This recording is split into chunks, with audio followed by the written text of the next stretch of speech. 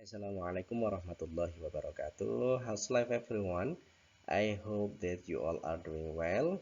Okay, today it is a special video.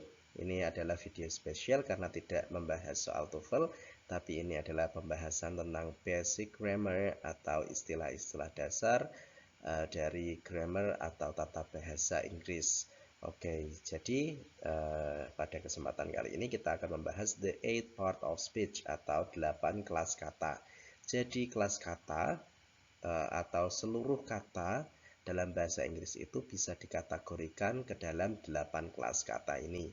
Ya, dan 8 kelas kata ini memiliki peran masing-masing dalam kalimat. Ya, misalkan nanti kata benda dia berperan sebagai subjek dan objek, nanti kata kerja sebagai verb, lalu ada preposition bisa menjadi kata sambung atau kata depan, lalu ada conjunction dia menyambungkan dua hal yang setara dan lain sebagainya. Oke, let's study together.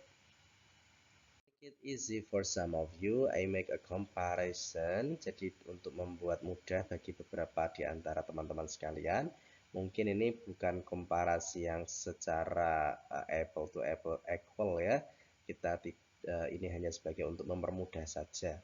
Oke, jadi di dalam bahasa Inggris itu ada 8 kelas kata. Kalau di dalam bahasa Arab itu kan hanya ada 3 ya, yaitu isim fi'il huruf, kata kerja, kata benda, dan kata huruf.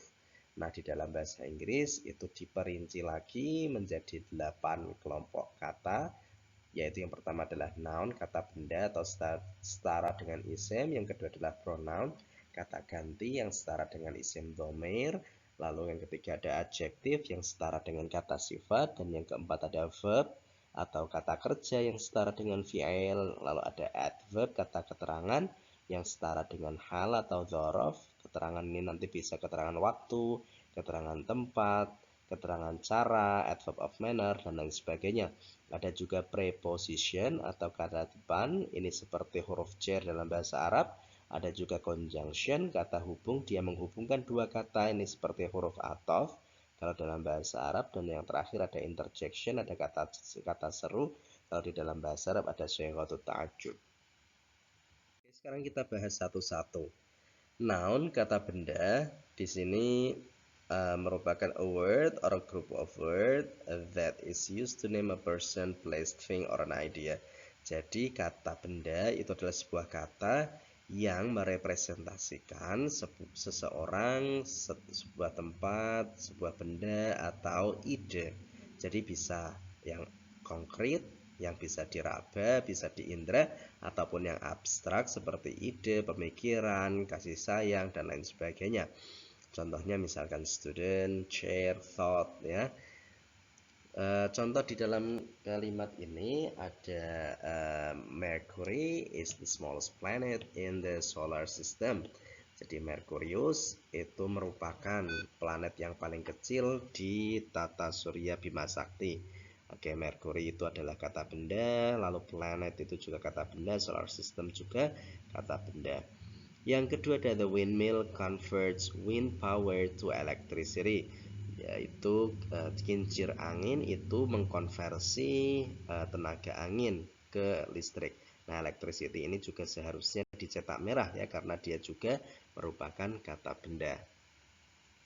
Oke, yang kedua ada pronoun atau kata ganti atau isim dhamir is a word that is used in a place of one or more nouns or pronoun. Jadi kata ganti ini adalah sebuah kata yang menggantikan posisi kata benda atau satu kata benda atau banyak.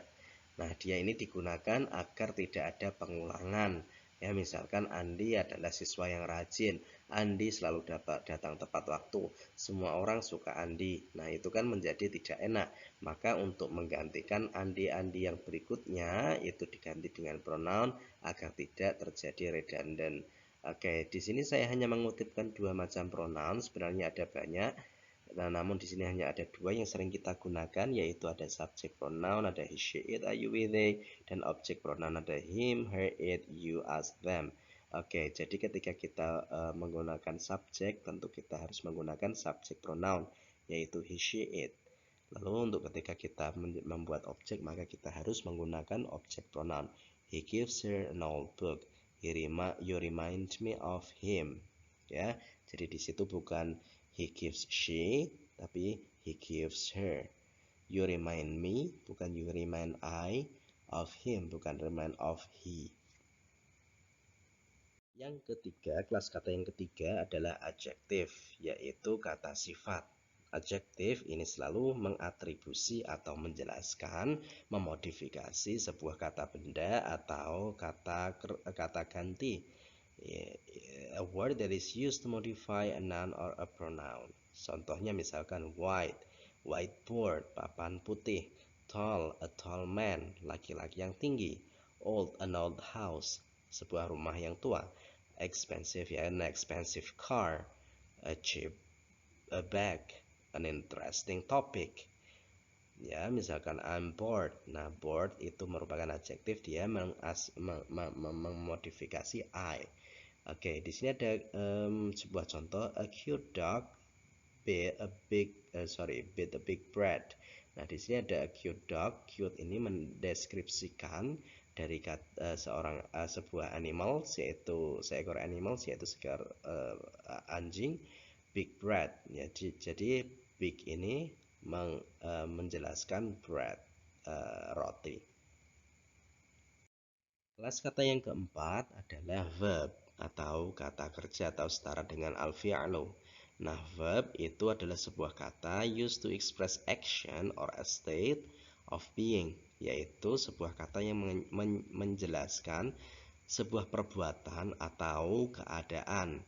Keadaan itu seperti misalkan paham, lupa, dan lain sebagainya. Oke, the woman is reading a novel. Nah, di sini ada dua kata kerja, yaitu is dan reading.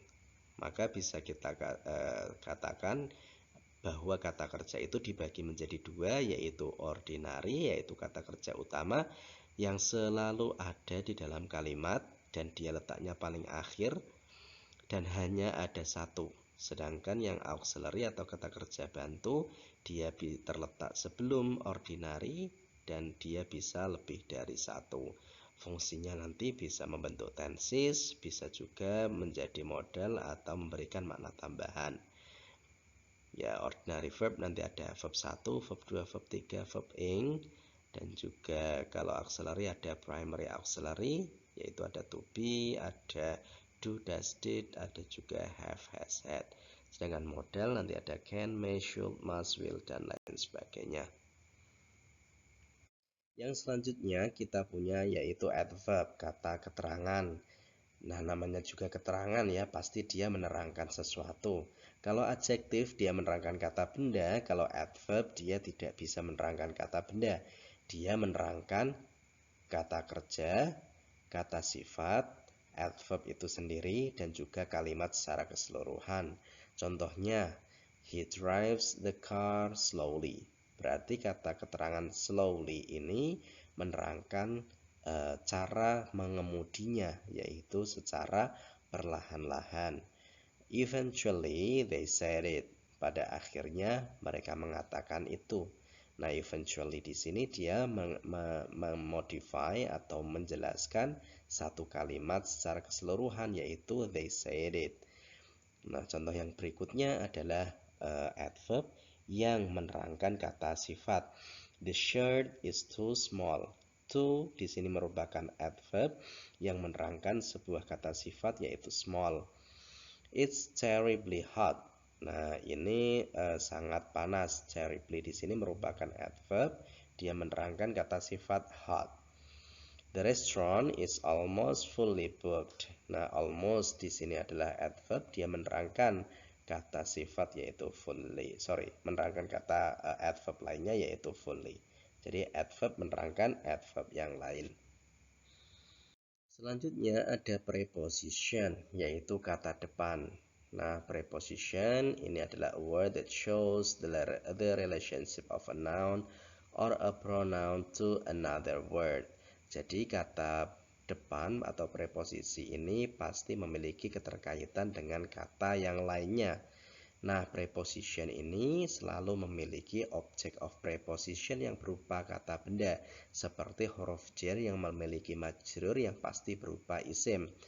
Nah, preposition ini ada empat macam sebenarnya, namun di sini saya kutip cuma 3, yaitu ada simple preposition, ada at, for, in, of, on, over, under, dan lain sebagainya. He sat on the chair. Dia duduk di atas kursi.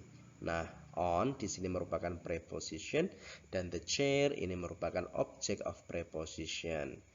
There is some milk in the fridge. Nah, in di sini merupakan preposition dan the fridge merupakan object of preposition. Nah, double preposition ini merupakan preposition yang terdiri atau gabungan dari dua preposition. Misalkan into, upon, onto, out of, from, within, dan lain sebagainya. It is up to us to find the answer. Ini terserah kita untuk menemukan jawabannya. The loud noise came from within the stadium. Nah, suara yang keras itu datang dari dalam stadion. Ada juga compound preposition on behalf of, in the middle of, dan lain sebagainya. Misalkan, I attended the meeting on behalf of my company. Saya menghadiri pertemuan itu atas nama perusahaan saya. Oke, kelas kata selanjutnya adalah conjunction atau kata sambung. Dia menghubungkan dua kata, dua frasa atau dua klausa atau lebih, ya. Dan mereka harus seimbang seperti huruf athof. Dia harus menghubungkan dua isim atau dua fiil yang sama-sama i'rabnya, sama-sama mudzakkar atau gendernya, dan lain sebagainya. Maka di sini ada contoh yang salah. I work quickly and careful. Nah, karena quickly ini adverb, sedangkan careful ini adjektif, maka dia salah. Harusnya adalah I work quickly and carefully. Conjunction ada berbagai macam. Salah duanya ada coordinate conjunction, ada for, and, nor, but, or, yes, so. Atau bisa disingkat dengan fun boys, for, and, nor, but, or, yet, so. Ada juga correlative conjunction, yaitu conjunction yang berpasang-pasangan, ada both and, either or, neither nor. Jadi itu sudah merupakan pasangannya, both sama and, either or, neither sama nor. You can go either by train or by plane. Kamu bisa pergi baik dengan kereta maupun dengan pesawat. Both Andra and Randy took English class. Baik Andra maupun Randy mengambil kelas bahasa Inggris. Oke, the last one is interjection atau kata seru. Atau mungkin mudahnya adalah sighatu ta'ajub. Meskipun berbeda ya sighatu ta'ajub dengan interjection. Nah, interjection ini adalah a word that express emotion. Adalah sebuah kata seru untuk menyatakan, mengekspresikan emosi. Nah, interjection ini has no grammatical relation to the rest of the sentence. Jadi interjection ini mandiri, dia tidak memiliki dampak atau tidak memiliki hubungan apapun dengan struktur kalimat setelah atau sebelumnya. Contohnya misalkan crab, wow, yuck, yippee, oh, well. Nah, contoh dalam kalimatnya adalah oh, what a beautiful house. Oh, that looks so bad. Well, it's time to say good night. Actually, it's not my dog.